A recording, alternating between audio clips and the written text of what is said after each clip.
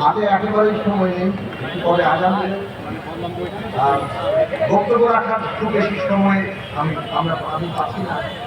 তবে আমি আনন্দিত যে আপনারা শেষ পর্যন্ত সমাবেশে আছেন এবং আমাদের তরুণ নেতৃত্ব সহ আমাদের দলের দীর্ঘদিনের লড়াই সংগ্রামের অভিজ্ঞতা সম্পন্ন নেতৃবৃন্দ আপনাদের সাথে বক্তব্য করি। আমার বক্তব্যের শুরুতেই আমি গভীর শ্রদ্ধার সাথে স্মরণ করি এই জুলাই আন্দোলনের সকল শহীদদের। আমাদের দলের এই দীর্ঘ যাত্রায় যারা আমাদের সাথে ছিলেন, আমাদের প্রথম নির্বাহী সমন্বয়কারী জননেতা অ্যাডভোকেট আব্দুল সালাম, আমাদের দলের লড়াকু সাথী, আমাদের পার্টির সম্পাদক মণ্ডলীর সদস্য আরিফুল ইসলাম, আমাদের দলের অন্যতম সদস্য সৌভিক করিম অর্জুন, আমাদের দলের অন্যতম সদস্য আবু শামা, আমাদের দলের অন্যতম সদস্য ডাক্তার শাওন সহ এই যাত্রায় আমরা যাদেরকে হারিয়েছি। জুলফিকার শাকিল আমাদের সাথে ছিলেন, একেবারে বলা চলে কিশোর বয়স থেকে এই লড়াইয়ের সামগ্রিক রাজনৈতিক লক্ষ্য আদর্শ বুকে ধারণ করে রাস্তায় লড়তে লড়তে গুলি খেয়ে শাকিল শহীদ হয়েছে। যে আগুন আবু সাঈদ জ্বালিয়েছিল 16 তারিখে, নিজের বুকে রক্ত, গুলি সবকিছু নিজে ধারণ করে অত্যন্ত সচেতন ভাবে, কেননা যে জীবন শেখ হাসিনার ফ্যাসিবাদী শাসন আমাদেরকে দিয়েছিল সেটা একটা জীবন মৃত জীবন ছিল, বেঁচে থেকেও মরে যাওয়ার অবস্থা হচ্ছে। সেই জায়গায় বেঁচে থেকে মরে যেতে আবু সাঈদ রাজি ছিলেন না। 2 হাত প্রসারিত করে ওই পুলিশের গুলি তার বুকে নিয়েছিলেন। বারুদের স্তূপের মতো হয়েছিল বাংলাদেশের সমস্ত বাংলাদেশের মানুষ। নিপীড়ন, অত্যাচার, গুম, খুন, হামলা, মামলা আর রাষ্ট্র ক্ষমতা ব্যবহার করে জনগণের সম্পদ লুট করা, সবগুলো ব্যাংক ফোকলা করে যাওয়া, এই সব কিছু বড় তামাশার পর তামাশার নির্বাচন করে নিজেদেরকে মুক্তিযুদ্ধের চেতনা, গণতন্ত্রের ধ্বজাধারী বলে তারা শাসন চালিয়ে গেছে। কেউ কথা বললে তার গলা টিপে ধরার চেষ্টা করেছে। এই সব কিছুর মধ্যে আবু সাঈদ যখন বুকে রক্ত দিয়েছেন, এই বারুদের স্তূপে সেটা স্ফুলিঙ্গের মতো দাবানল জ্বালিয়ে দিয়েছে। সেই দাবানলে অন্তত 1600-র বেশি শহীদ, হাজার হাজার আহত। এখনো তারা তাদের দেহে সমস্ত বন্ধুত্বের চিহ্ন বহন করে চলেছেন। কেউ অন্ধ, কারো পা নাই, কারো হাত নাই, কেউ চলতে পারবে না। একবার নিজেকে সেই জায়গায় কল্পনা করে দেখুন। আজকের বাংলাদেশ যেমন ৭১ সালের শহীদের ঋণ আমাদের দেশ পূরণ করতে পারে না। ৫৪ বছরে আমরা ২৪ অভ্যুত্থান করে নতুন শপথ নিচ্ছি। আমরা ৭১-এর শহীদ থেকে শুরু করে আজকে এই ২৪-এর শহীদের সকলের ঋণ আমরা পালন করব। আগামী বাংলাদেশ শহীদের রক্ত তার ঋণ শোধ করবে। শহীদের যে স্বপ্ন, সেই বাংলাদেশ প্রতিষ্ঠা করবে। সেই বাংলাদেশ প্রতিষ্ঠার জন্য আমাদের দরকার ঐক্য।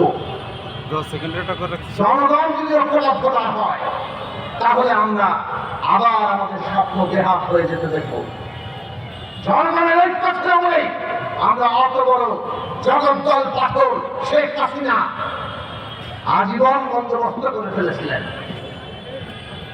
জনগণের ঐক্য হয়েছিল বলেই আমরা তাকে পরাজিত করতে পেরেছি, পালিয়ে যেতে বাধ্য করতে পেরেছি।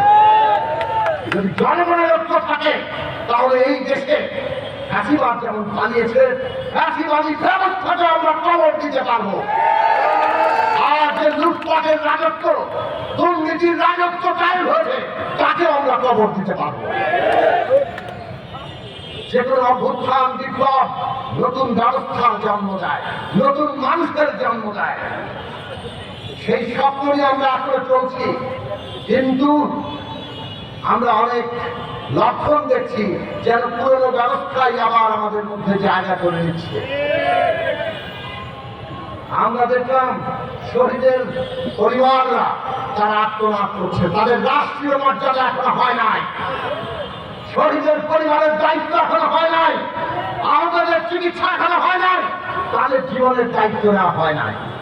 অন্তর্বর্তী সরকার, আপনারা যদি নতুন রাজনৈতিক বন্দোবস্তে যেতে চান তাহলে প্রথম কাজ দরকার ছিল এই শহীদের মর্যাদা এবং তাদের দায়িত্ব নেওয়া, আহতদের চিকিৎসা এবং তাদের দায়িত্ব নেওয়া। কেন ব্যর্থ হলেন, কেন এখন আত্মনাদ শুনতে হয়, তার জবাব আপনাদের দিতে হবে। বাংলাদেশে এই যে আমরা নতুন বন্দোবস্তের স্বপ্ন দেখি, স্বপ্নটা যে আপনারা ধারণ করেন তার প্রমাণ আমরা দেখতে পাচ্ছি না। এখানে উল্লেখ হয়েছে রানা প্লাজায় 1175 জন শ্রমিক নিহত হয়েছিল। একটা সংগঠন গার্মেন্টস শ্রমিক সংহতি বাড়ি বাড়ি গিয়ে প্রত্যেকের পরিচয়, তার জীবন, তার গল্পকে লিপিবদ্ধ করেছে। তাদের ক্ষতিপূরণ, তাদের সমস্ত পাওনা সেগুলো পাওয়া নিশ্চিত করেছে। আর আজকে আপনাদের এত বড় রাষ্ট্রযন্ত্র, আপনারা এখনো শহীদের তালিকা করতে পারেন না, মর্যাদা দিতে পারেন না, আহতদের চিকিৎসা করতে পারেন না। এইটা আমরা আর গ্রহণ করতে পারি না।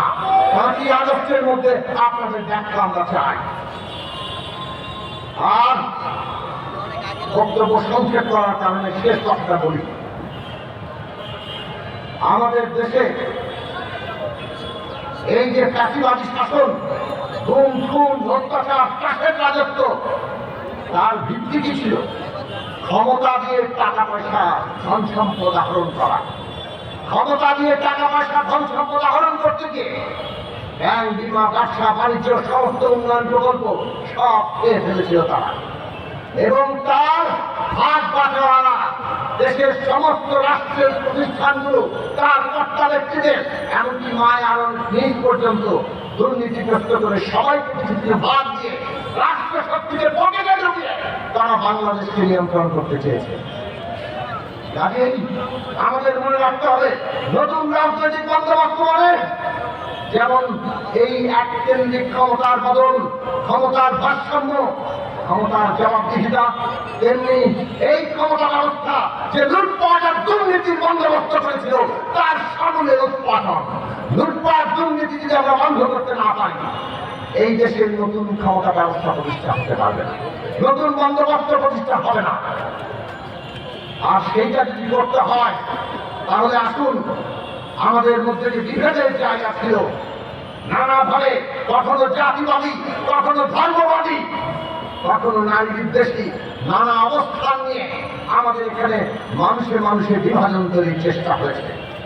আজকে বাংলাদেশে নারী পুরুষ কিংবা বাঙালি চাকমা মারমা কিংবা হিন্দু মুসলমান বৌদ্ধ খ্রিস্টান যার যা পরিচয়ই আছে, সেই পরিচয়ের সাথে সবার ঊর্ধ্বে পরিচয়টা হচ্ছে তারা বাংলাদেশের নাগরিক।